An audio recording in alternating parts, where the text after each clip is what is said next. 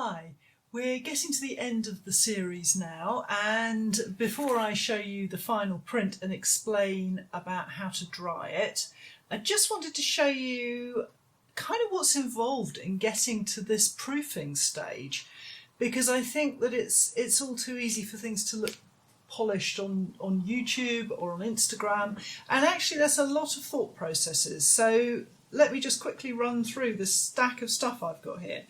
So I started off with the piece of yew wood.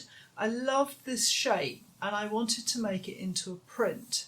So that's my kick-off point. So the next job is to design a print that's going to make use of that yew wood. So I designed this print, and by that stage I knew that I wanted to use it to demonstrate to you how I would make a woodblock print. So I had to think of a way of working that would be as useful and interesting for you guys as possible. So I started planning, and I had to work out the background. So I've got some various bits and pieces here. Here's where I'm trying to work out the transition between the wood grain and this block here. And it's too clumsy, and again here I'm darker here, but I'm not happy with it up here, and the wood is very grainy, it's not printing very flat, lots of experimenting. Here it is on a different paper, and I kind of liked that, but then I decided that it wasn't really working, so I've rejected that paper. Here are some tracings, and this is where I've decided that the line block that I've cut in the wood block isn't strong enough, so I've wanted to do a lino block. So I've had to take rubbings and draw on the rubbings. Let's just put that against there. So I've had to draw on the rubbing to make the shadow block that I'm going to cut out of lino. Work that out. And then we come on to experiments with the lino block. So here's a print in black ink of my lino onto the rubbing to see that it lines up, which it does. So that's a test print, more experimenting, more time spent. Here is where I was working out whether I could print the lino over the top onto dry paper, and you can see absolutely not. Rubbish registration, because of course the paper's changed shape. I kind of knew that, but I thought I would try it anyway. Here's another one. This time I've got the registration sorted out, but this is water-based ink, and for a start the black is a mistake, but the other thing about the water-based ink is that it's too heavy, it's too strong, it's printing too well onto the damp paper, so that's a no-no. This one, I'm sort of getting to grips with the transitioning here, but I don't like the colours down here, so that's no good. Here I am again with moving a bit further on, where I'm getting sort of close to the kind of colours that I want, but and I'm also getting kind of I've gone to a brown here, which is working better, though the registration isn't great. But another experiment. And then I've got to this proof stage here, where I've worked out that I needed to print an oil-based ink, and I've got the registration is right with the lino block on top of the wood block, and I've worked out the transition. So please don't think it all falls into place perfectly. There's like a whole series of printing and troubleshooting and stuff like that.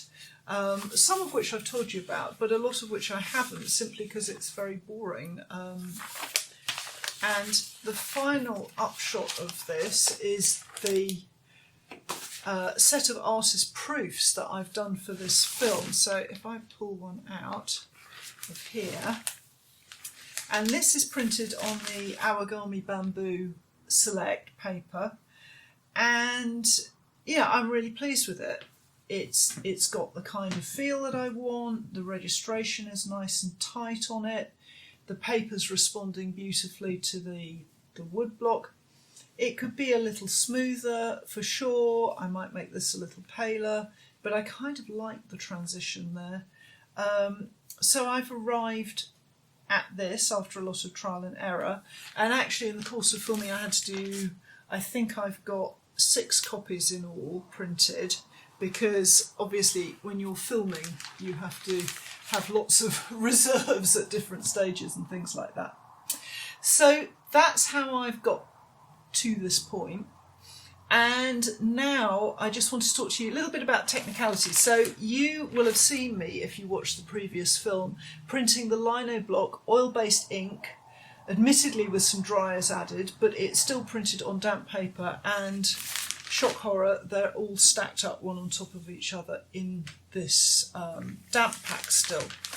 Now, what I was printing there was a very small linear detail block onto my print, so there's very little ink involved. The ink is rolled out very, very thin, so I'm not worried about transfer. There's not enough ink there to transfer. If you were going to do lino in combination with woodblock, and there was much more lino involved and there was more ink involved, then no, you could not stack them like that in the damp pack. And if I were going down that route, I would work in a different way, and maybe in the future that's something I'll share with you on YouTube when I do a print like that. But for now, because of the delicacy of the line work, there's not enough ink for it to be an issue. So the next thing I need to do is to get these dry but nice and flat. So I'm going to show you how I do that.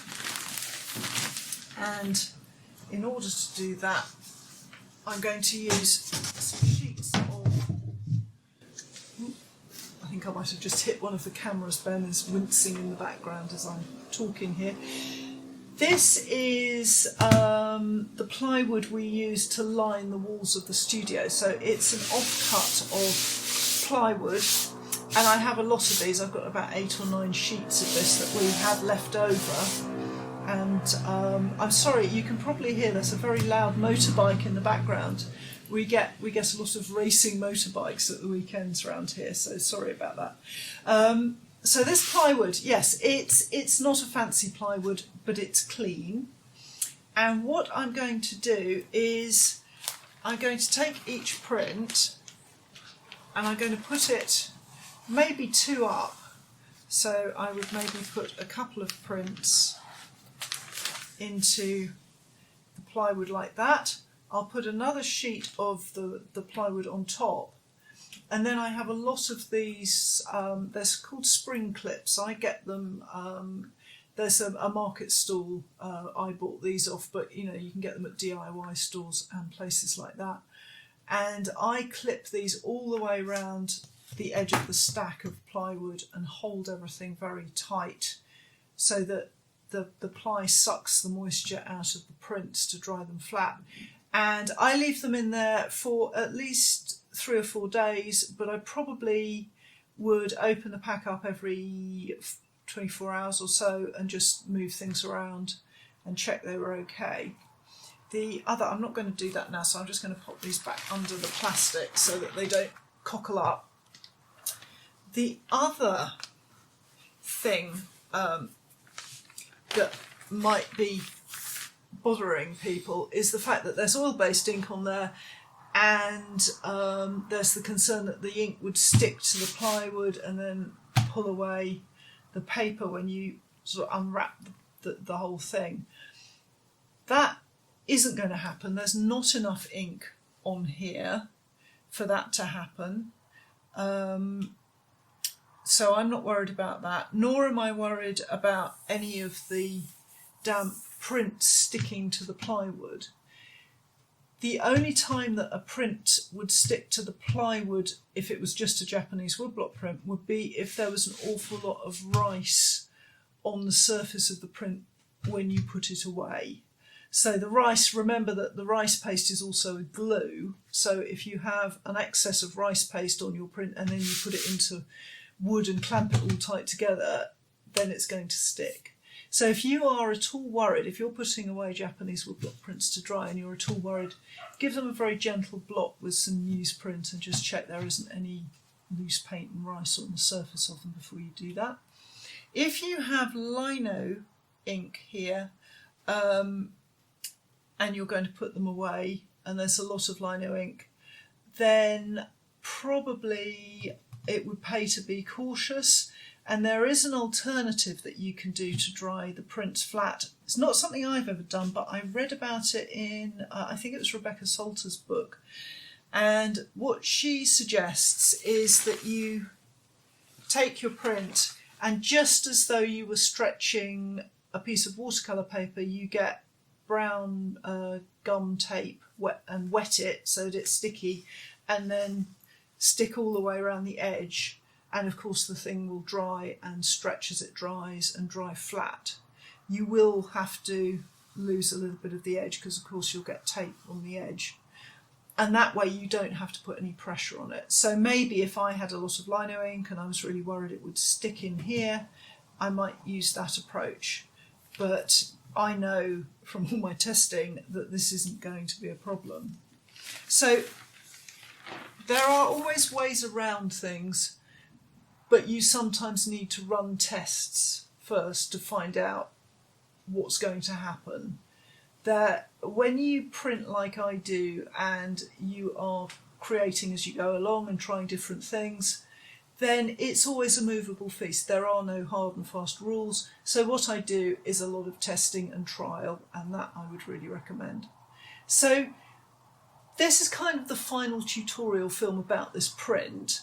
But we are going to make another film, and in that film I'm going to be editioning, and that's going to be a much more observational film. I want you to see how I work when I'm editioning this print, but I can't talk to camera or anything like that while I'm doing it. So Ben is going to be very discreet with his cinematography, and I'm just going to get on with editioning. So there will be a film coming out. And the final thing to say before I go is that I have these lovely prints, these 6 lovely prints, and you'll have to watch this space to find out what happens to those. So thank you very much for watching this series, and I hope you've enjoyed it. I hope you'll join me for the film where I am editioning, and thank you very much for your support.